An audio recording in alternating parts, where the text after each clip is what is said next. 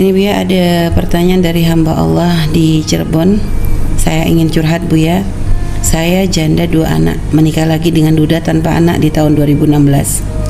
Suami saya obesitas Buya, dan maaf dia tidak bisa maksimal dalam memberikan nafkah batin. 2 tahun sekarang suami kena stroke ringan. Saya stres dengan keadaan sekarang, biaya anak kuliah dan ibu yang sudah tua. Tapi yang sangat menjadi masalah itu tentang masalah nafkah batin yang tidak saya dapatkan bertahun-tahun. Dan mohon maaf Buya, si penanya mengatakan dia butuh akan hal tersebut, butuh kasih sayang dan yang lainnya. Dan mohon pencerahannya Buya, apa yang harus dilakukan? Subhanallah. Seorang laki-laki punya kewajiban untuk memberikan nafkah kepada istrinya, baik itu nafkah lahir ataupun nafkah batin. Tidak boleh seorang laki-laki menikahi seorang wanita lalu ditelantarkan, baik ditelantarkan dengan kesengajaan dia untuk menyakiti atau karena kelemahan seorang laki-laki. Ini satu sisi. Di sisi lain, wanita hebat, wanita baik adalah yang menerima dan bersyukur atas apa yang diberikan oleh suami, tidak memperbanyak tuntutan. Sebetulnya masalah tidak menuntut ini berlaku kepada suami juga dan istri, suami suami istri. Nah, maksudnya begini, di saat suami tidak bisa memberikan nafkah yang cukup zahir, nafkah lahir, maka diajarkan kok untuk membantu sang istri dan mendapatkan pahala double kan. Iya. Kemudian yang ada pun nafkah batin, sebisa mungkin ya harus ada meningkatkan kualitas kesabaran diri, ya mungkin dengan membuat kesibukan dan sebagainya, agar keinginan hasrat itu akan berkurang.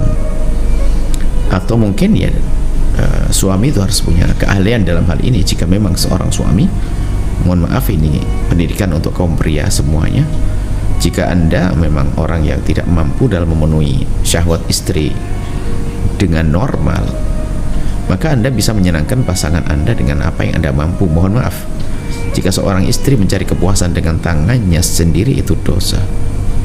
Tapi kalau seorang istri mencari kesenangan dengan tangan pasangan, dengan tangannya suami, maka itu tidak dosa. Maka seorang suami yang cerdas, kalau seandainya dia punya kelemahan dari sisi alat vitalnya, maka dia bisa dengan bermacam-macam agar istri itu sampai kepada sana. Nah, kalau ternyata sang suami pun tidak mampu untuk melakukan yang ini, mohon maaf ya, seorang istri kemudian punya hasrat ke sana dan memang tidak terpenuhi nafkahnya baik lahir atau batin, maka dia punya pilihan. Yang nggak boleh adalah melakukan zina dan melakukan keharaman. Yang tidak boleh melakukan zina, keharaman, na'udzubillah.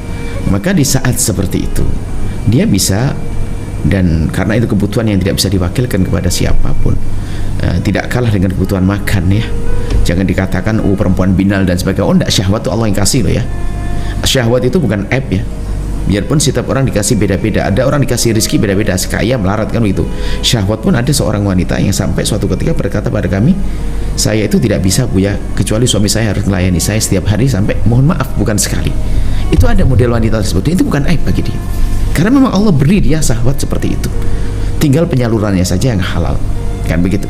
Nah, karena seorang wanita atau Anda yang bertanya punya syahwat besar dalam hal ini, dan itu adalah halal.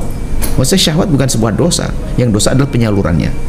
Dan tidak ada syahwat yang Allah berikan pada seorang hamba kecuali Allah beri cara penyalurannya bersih dan terhormat. Nah, dalam keadaan semacam ini, kalau memang betul suami tidak akan bisa melakukan dan sebagainya, sementara Anda tidak bisa meredam itu semuanya, Anda bisa kok, Anda berhak untuk minta pisah.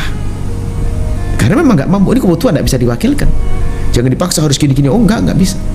Anda bisa dengan, tentunya dengan cara yang baik, perpisahan yang baik. Kalau Anda mungkin merasa harus punya pengabdian, Anda bisa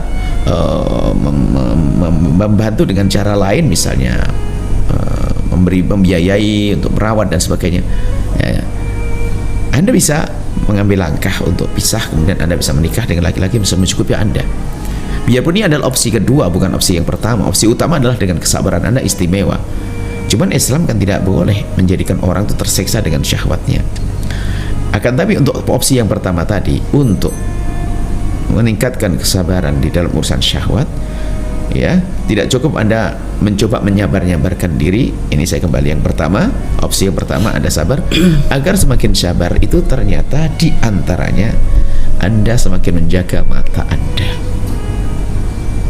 Kalau mata ini sering kemana-mana melihat hal-hal yang na'udzubillah, yang membangkitkan syahwat, bagaimana dia akan sabar menahan syahwatnya? Nah, ini yang dibenarkan. Maka Anda harus mencoba menjaga mata Anda agar syahwat Anda mudah diredam.